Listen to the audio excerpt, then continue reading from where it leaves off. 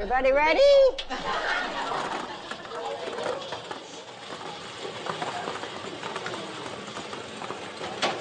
First number coming up, I-17, B8. Good cookie. Where'd I leave my car?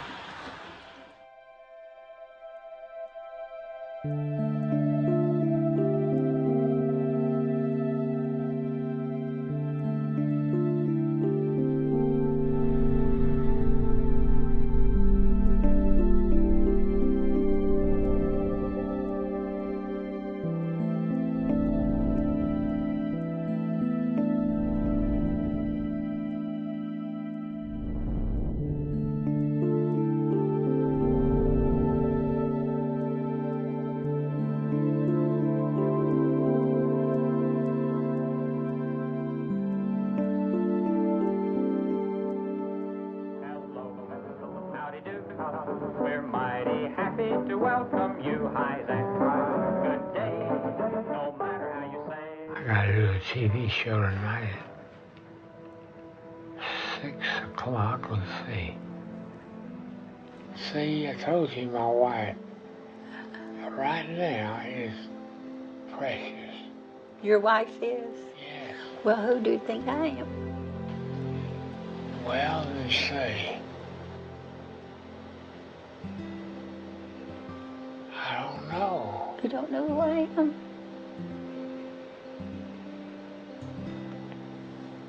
I am your wife. Are you ready? Mm-hmm.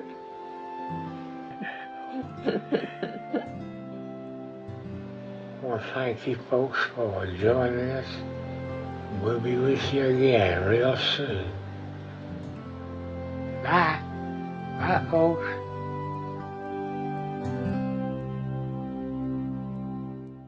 I have a grandpa that has Alzheimer's. It's a sickness that makes the person that's got it not remember stuff so good.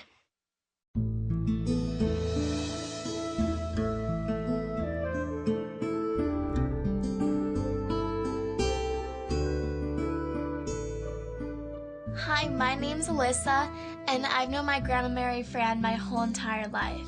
But because she has Alzheimer's, I don't really know her. Well, this is taking a picture of you. Isn't that wonderful? What was it that made you fall in love with her? Well, she was a pretty little girl, and I didn't have any other girlfriends, and so I fell in love with her, I guess, on sight. I love you.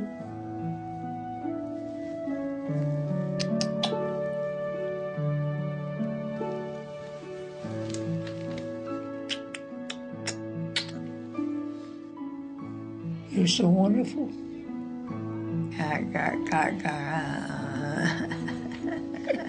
wish I could have known her as she was before, because as from what I've heard, she must have been a really amazing woman.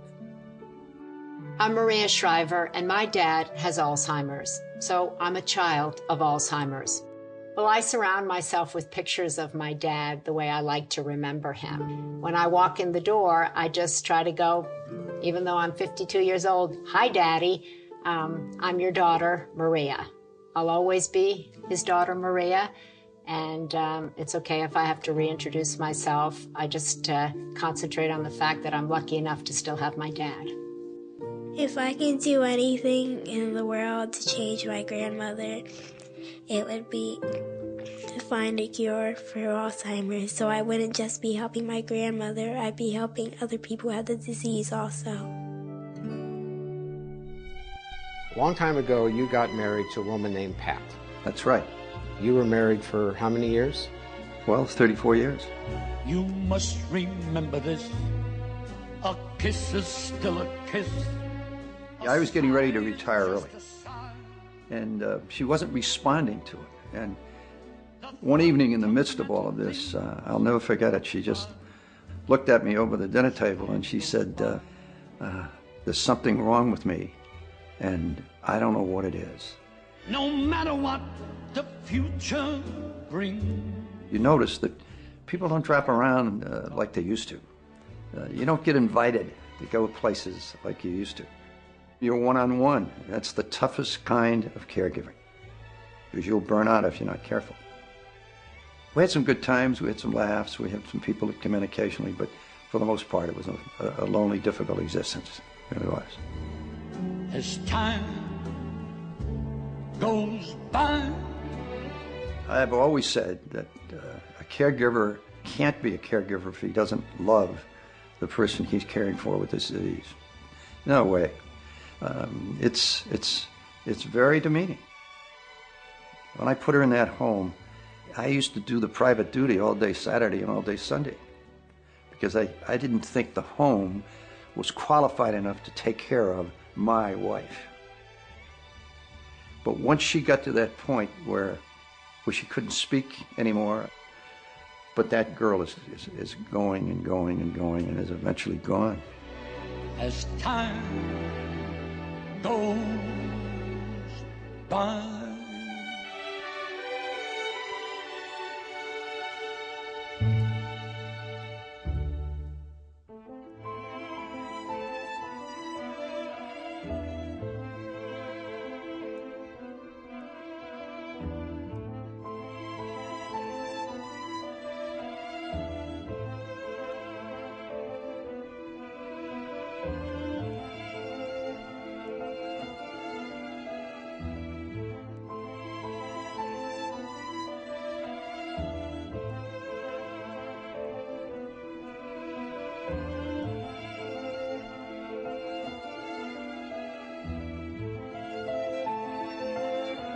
If we fail to cure or prevent Alzheimer's disease in the years and decades to come, we will be facing an enormous increase in the human suffering as well as the financial and societal impact that will occur.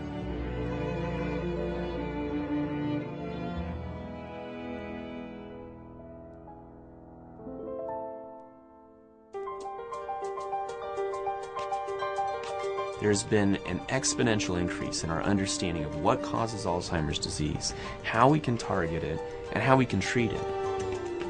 It really is miraculous that in a short period of time, which is really 25 years, and we know a lot about the disease.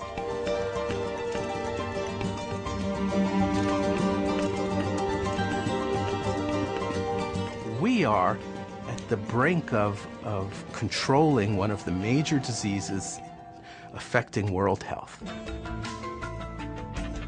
It's a true explosion in exciting new discoveries, many of which aimed at the root causes of the disease and therefore implying enormous therapeutic potential. We do have the research scientists, we do have the knowledge, and I think we can beat Alzheimer's disease. All of this gives us an opportunity to carry out research of a sort that could not have been imagined a decade or two ago, and are the reason for the excitement that I think pervades the field and gives appropriate and justified reason for hope to scientists and to the public as well. Someday, I'm going to take a prescription pad out of my drawer and write a prescription that's going to prevent you from getting Alzheimer's disease. Perhaps the most important thing is that the biology and the clinical understanding are, as we speak, getting put together at last. It's finally getting put together, and we're going to see real treatments happen as a result of that. It's a magic time.